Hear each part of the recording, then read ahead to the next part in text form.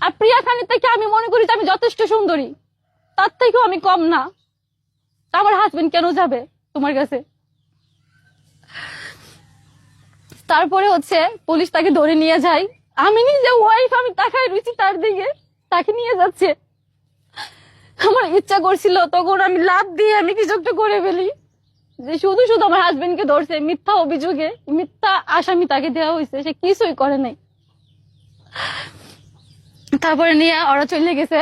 যাওয়ার পরে আমি খুবই কান্নাকাটি করছি বাসার ভিতরে, অনেক কাঁদছি। ওই দিন রাতে আমি সারা রাত ঘুমাই নাই। আমি শুধু ইমরানের জন্য ঘুমাই নাই সারা রাত, যেটা কি থেকে কি হয়ে গেল। আমি শুধু তাকে বাধা দিছি যে প্রিয়া খান তুমি কথা না বলো আমার হাজবেন্ডের সাথে, আমি কষ্ট পাই। আমি একজন ইমরানের ওয়াইফ হিসাবে আমি কষ্ট পাই। তুমি কথা বললো না, প্লিজ তুমি কথা বললো না। আমার কোনো কথা শুনে নাই। ওর মোবাইলটা পর্যন্ত আমি নিয়ে প্রমাণগুলো বাই করতে পারছি না। পাঠানোর পরে আমি বাসায় ছিলাম, আর ইমরান বিপি কোথায় জানি গেছিল, একটা কাজ, ইমার্জেন্সি কাজে চলে গেছিল। ওই জানতো না যে পুলিশ পাঠাবে ওরা।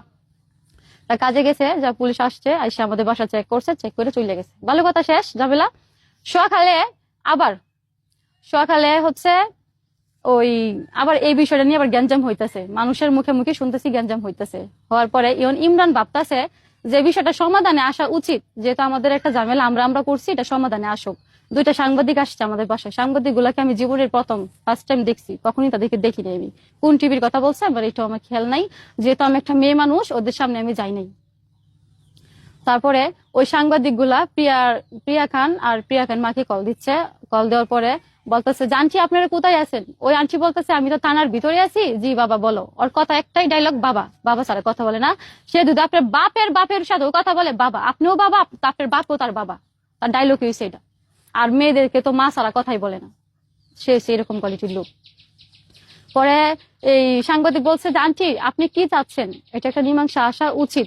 অনেক কথা টথা বলছে। আমি বারিন্দায় ছিলাম, বারিন্দা থেকে সব কথাগুলা শুনতে পাচ্ছি, আবার কিছু কথা শুনতে পাচ্ছি না, এরকম।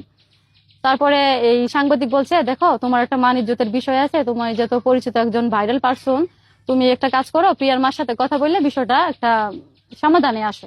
আর ইমরান বলছে যে আচ্ছা ঠিক আছে, আমি সমাধান করব। ইমরান বিপিরে ওরা এই সাংবাদিক বলছে কথা বলার জন্য। তারপর এই আমার হাজবেন্ড কল দিছে।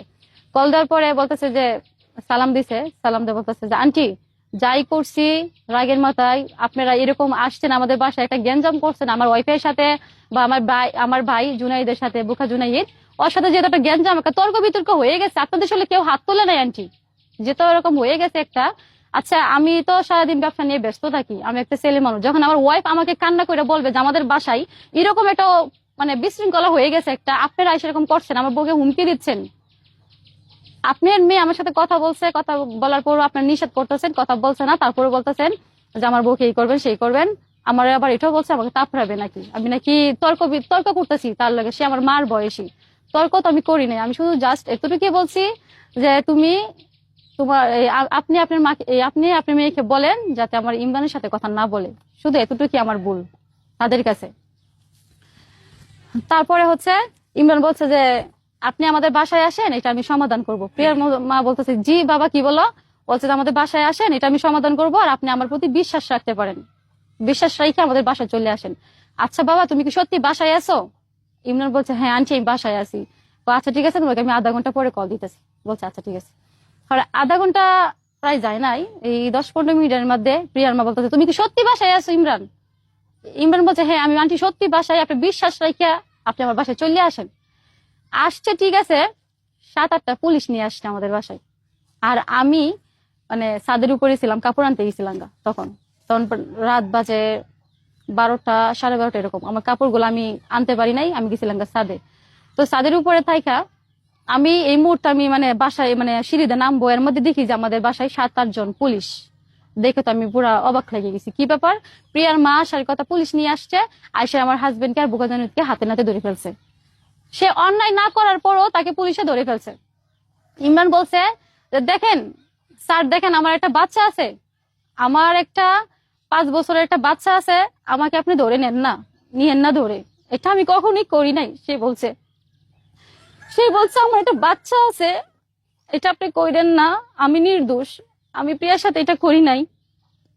প্রিয়া আমাদের সাথে ভিডিও করে, তামান্নাও যেমন আমাদের সাথে ভিডিও করতো, প্রিয়াও সেম এমন আমাদের সাথে ভিডিও করতেছে।